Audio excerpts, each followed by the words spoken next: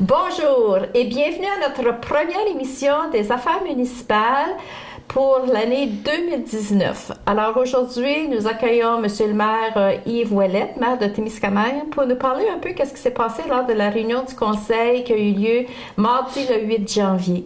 Monsieur le maire, bienvenue à notre première émission pour 2019. Merci beaucoup. J'aimerais en profiter pour souhaiter une bonne et heureuse année à tout le monde, à toute la population. Surtout la santé en 2019 pour tout le monde. Parfait. Bien, on vous souhaite la même chose, Monsieur le maire. Merci. Donc, nous allons commencer. Donc, si on regarde les items à l'ordre du jour, c'était une réunion assez courte pour le mois de janvier. Donc, ça démarre tranquillement, mais j'imagine qu'à mesure qu'on va avancer durant l'année, là, on va avoir un petit peu plus de points à l'ordre du jour. Ben, il y a quand même plusieurs choses, mais Oui, c'est intéressant. Géré efficacement. OK, excellent. Mais vous connaissez l'expression aussi, ce n'est pas la quantité de sujets, mais c'est la qualité des sujets. C'est ça. Donc, commençons.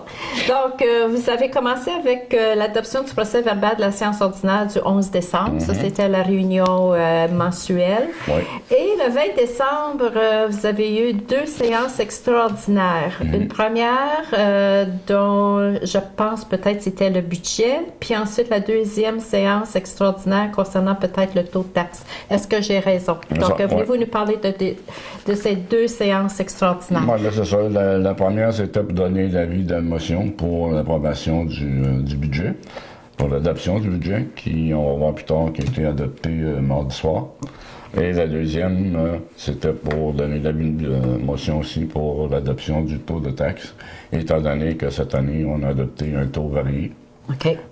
Ça, c'est nouveau, ça, de cette année, un taux varié? Oui, OK. on pourra en parler tantôt. Parfait. OK. Dans l'item d'administration. Oui, parce qu'on va adopter le règlement. Parfait. OK.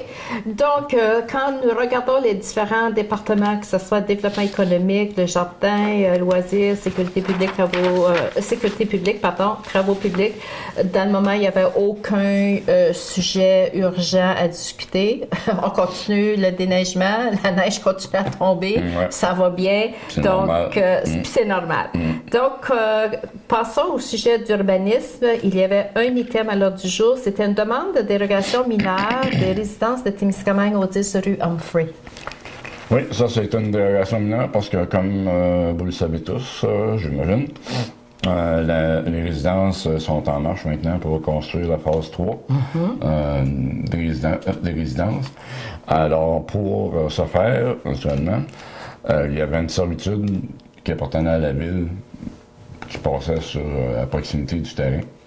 Et il a fallu changer la marge.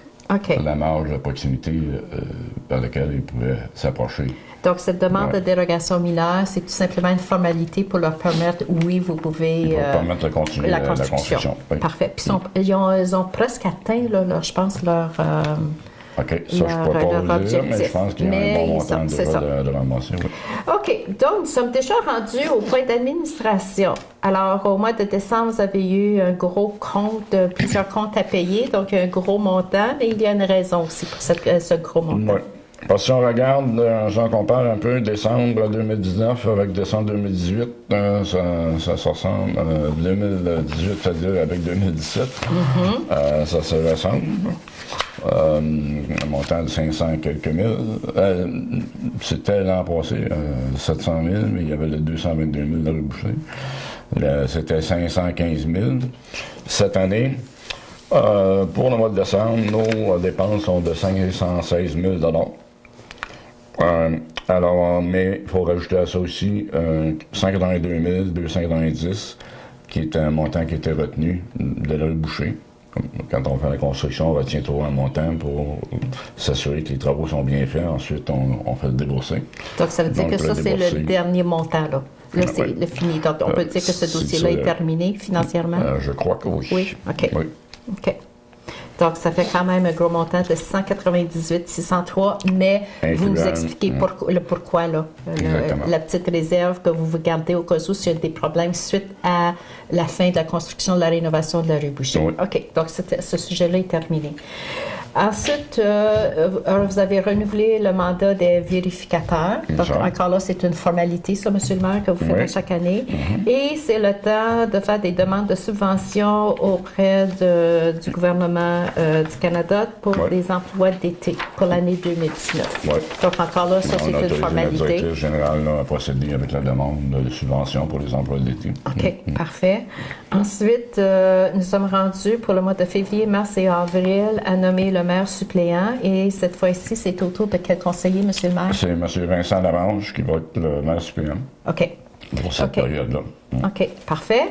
Ensuite, il y a eu l'adoption du règlement qui a modifié un autre règlement concernant la régie interne des séances du Conseil de la Ville. Donc, on en a parlé, je pense, aux affaires municipales, notre émission du mois de novembre et de décembre, puis vous l'avez parlé publiquement aussi lors de la réunion aussi de décembre. Expliquez peut-être un rappel pour les gens, nos téléspectateurs. C'est que les élus, le conseil municipal, on a suivi une formation du ministère en général sur plusieurs sujets. Puis un des sujets qui était touché, c'était le déroulement des réunions du conseil municipal.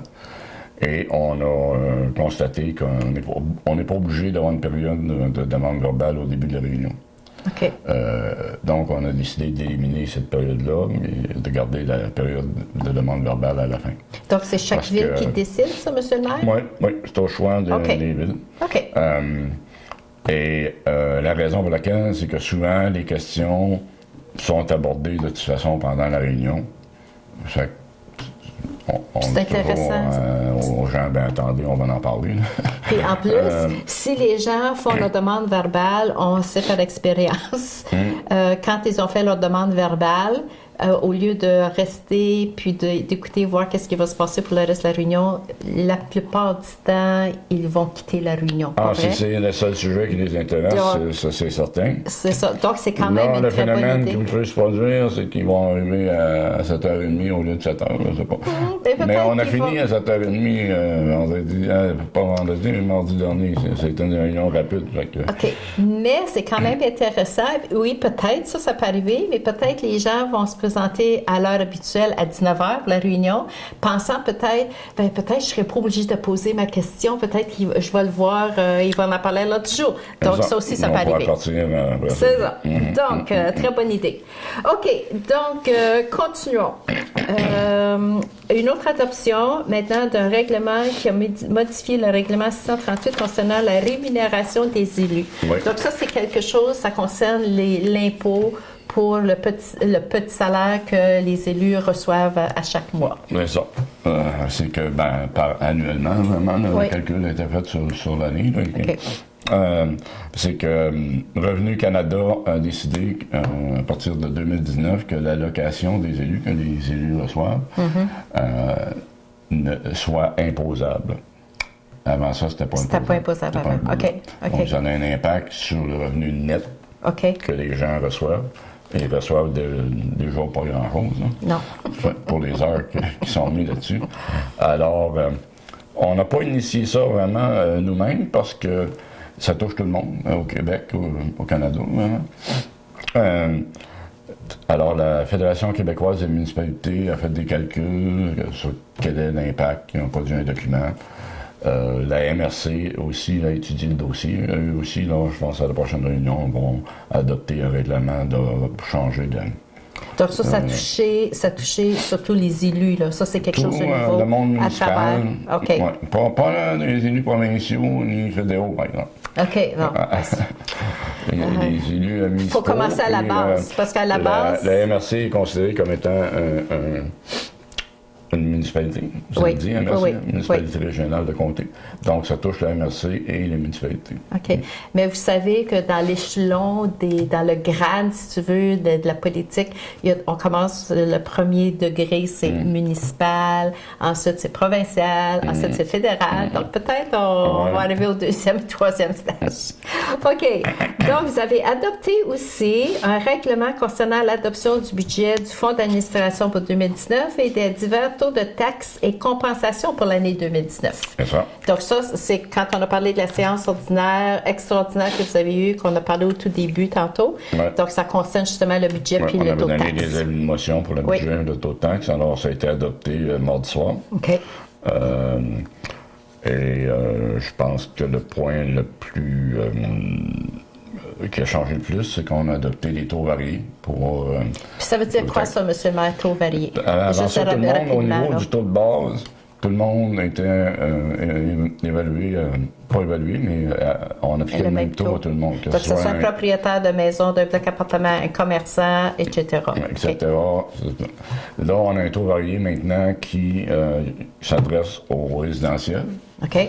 Et pour les commerçants, ce qu'on a fait un taux varié, on a fait un taux différent, mais on a éliminé la taxe d'affaires. Le taux est un peu plus élevé. OK, donc la taxe d'affaires a été incluse dans le nouveau taux. C'est ça. OK. Et puis, c'est ça. Ça revient à la même chose, finalement. Là. OK. Ben, OK. C'est ça.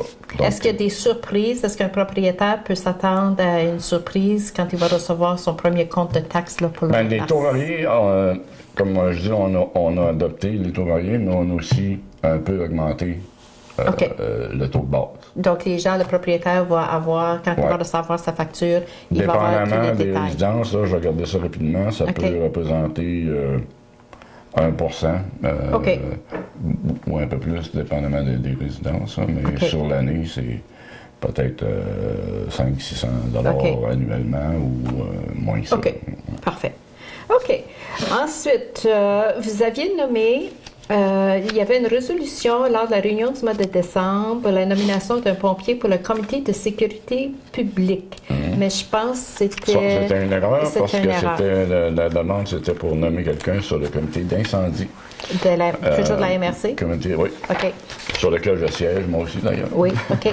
Donc, ça veut dire, est-ce que la personne que vous avez nommée au mois de décembre reste toujours la même personne? C'est toujours la même personne, mais là, il va être nommé sur le bon comité. C'est le comité d'incendie. OK.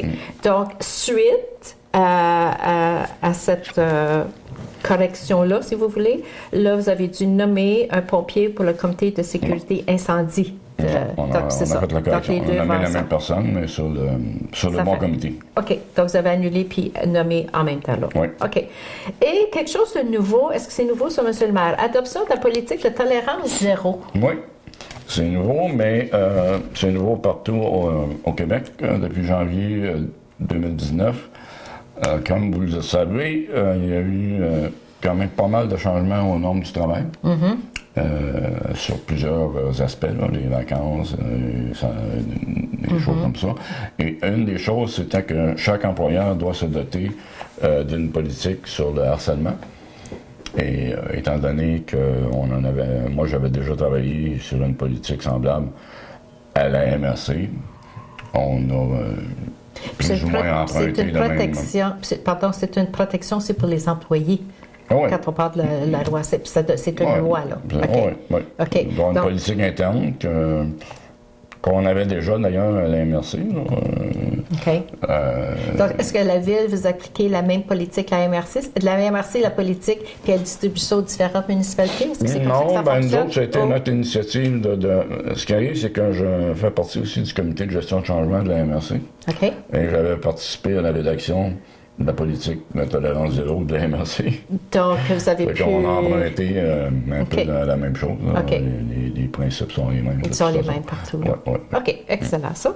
OK. Maintenant, au niveau de la sécurité civile, vous avez fait une demande d'aide financière, soit pour le volet 1 et aussi pour le volet 2. Oui. Donc, sécurité civile... c'est un nouveau programme qui est disponible pour...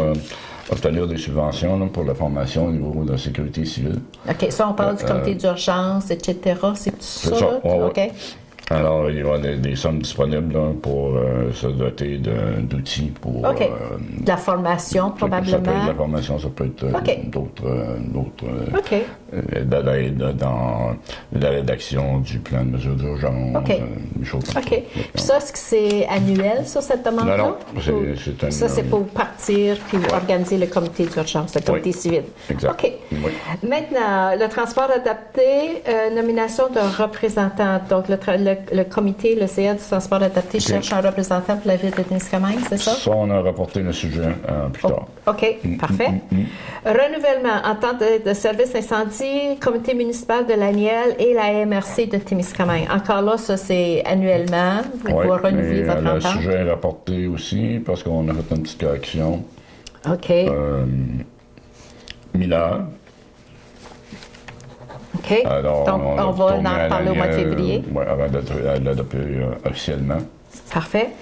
Et l'avant-dernier point de l'ordre du jour, la nomination de la ville d'Amos pour agir à titre de mandataire pour procéder pour et au nom du regroupement d'achat interrégional en assurance collective. Donc ça veut dire qu'il y a une municipalité qui s'occupe de faire les démarches, puis c'est vos assurances, là, puis ça c'est normal, c'est à chaque année ça aussi, là. C'est ça. Puis on mandate une ville, cette année, c'est faire les recherches pour trouver les taux, meilleurs services, etc. OK, excellent. Ensuite, finalement, vous avez adopté une entente d'achat de chlore de la réserve Première Nation Kébawak. Oui, la réserve Kébawak a demandé à la ville de Témiscamingue pour savoir l'effet d'acheter du chlore. Nous, on achète du chlore en grosse quantité, naturellement. À cause de notre piscine aussi. La piscine et notre petite usine de traitement des eaux. Étant donné qu'on l'achète en grosse quantité, on a un meilleur prix. OK. Donc, ils ont demandé si ils pouvaient s'en procurer. Donc, eux autres, ils vont s'en servir, la réserve, c'est pour le traitement d'eau potable, comme nous autres, on s'en sert aussi. Est-ce que vous deviez demander une permission spéciale à FQM on s'est informé de savoir, habituellement, la ville n'est pas un commerce, mais entre municipalités et incluant les Premières Nations. Les Premières Nations, on peut faire des ententes intermunicipales ou c'est s'entraider aussi, là. C'est tout à fait légal et c'est bon pour les deux parties. Excellent. OK. Et Varia, est-ce que vous aviez des points? Puis ensuite, un rapport des comités. Donc, rapport des comités, j'ai ça ici. Est-ce que vous avez été occupé, M. le maire, depuis le 11 décembre? Depuis le 11, oui. Mais j'ai quand même eu un petit congé des fêtes. Ah, ça paraît aussi. Peut-être moi, je suis un petit peu plus blême que vous, M. le maire. Vous êtes allé. Je pense que ça faudrait que j'aille à la chaleur, moi aussi. Le 11, c'était la dernière réunion? Le 11 décembre, oui. Fait que le 12, j'ai rencontré à Ville-Marie, au bureau de la MRC, avec la demande de Mme Bolduc, qui voulait que je me joigne à elle. J'ai rencontré des représentants d'Hydro-Québec. OK. On a demandé de les rencontrer pour les fréquentes pannes d'électricité qu'on a eues. Fait qu'ils nous ont fait une présentation sur leur réseau, sur les problèmes qu'ils ont, sur les plans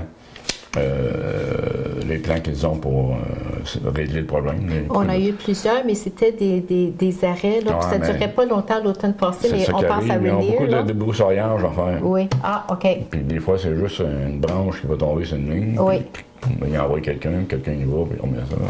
C'est ça, mais ce qui arrive, c'est que ça peut causer des problèmes. Je pense que c'est plus sérieux des fois pour l'usine ici. Des fois, juste un blip peut fermer l'usine. Mais c'est sur les électroménagers de la maison, des choses comme ça. On a beaucoup d'inquiétudes. Ça, c'est la MRC. Donc, c'est tous les maires là, autour de la table qui avaient les mêmes inquiétudes. On est touchés par ça dans tout le comté. Alors, on voulait les rencontrer. Puis, étant donné que et vous êtes satisfait de la rencontre? On est un des plus gros, Témiscamingue est un des plus gros utilisateurs d'électricité d'Hydro-Québec avec notre usine. Mme Bolduc m'avait demandé si je voulais être là. Puis aussi, on a parlé brièvement du projet Onimiki pour le barrage hydroélectrique. OK. Excellent. OK. Ensuite, en soirée, ça c'était en après-midi. En soirée, c'était le comité administratif de la MRC. Et aussi, on a parlé du budget. Le 19 décembre, il y avait le conseil de la MRC. Le 20 décembre, on a donné l'avis de motion pour l'adoption du budget. Et on a eu c'est les 2 réunions extraordinaires dont on a parlé. Oui, on a parlé au début. Le taux de taxation. Ensuite, c'était le congé des fêtes. OK. Et nous sommes rendus au mois de janvier. Et une nouvelle année. Il y a déjà une réunion de la MRC, 2 réunions de fête. La réunion du conseil, puis hier, j'avais une réunion. Donc, la roue continue à tourner, comme on dit. C'est intéressant. Intéressant. Donc, ça veut dire que notre prochaine réunion au mois de février, ça va être mardi le 12, je pense. Je pense que c'est le 12. Le calendrier, là. Non, je n'ai pas le calendrier de 2019. Il va falloir que j'aille en chercher une copie à l'hôtel de ville. Mais si je me rappelle... Je pense que ça devrait être le 2e mardi du mois. C'est le 2e mardi du mois. C'est ça, c'est mardi le 12 février. Donc, on vous souhaite la bienvenue lors de notre 2e réunion du conseil municipal en 2019 qui va avoir lieu toujours à la salle des Jardins pour le conseil de la ville de Témiscamingue et c'est un rendez-vous qu'on vous lance pour mardi le 12 février à partir de 19h. Donc, Monsieur le maire, bon mois de janvier jusqu'au 12 février et on vous revoit au mois de février pour voir qu'est-ce qui va se passer lors de cette réunion du conseil. Parfait. Entre-temps, soyez prudents sur les routes. J'ai eu l'occasion de les emprunter souvent, là, maintenant, entre Ville-Marie puis... Puis le pelletage, faire attention aussi. Donc, on vous souhaite une très bonne journée et à la prochaine.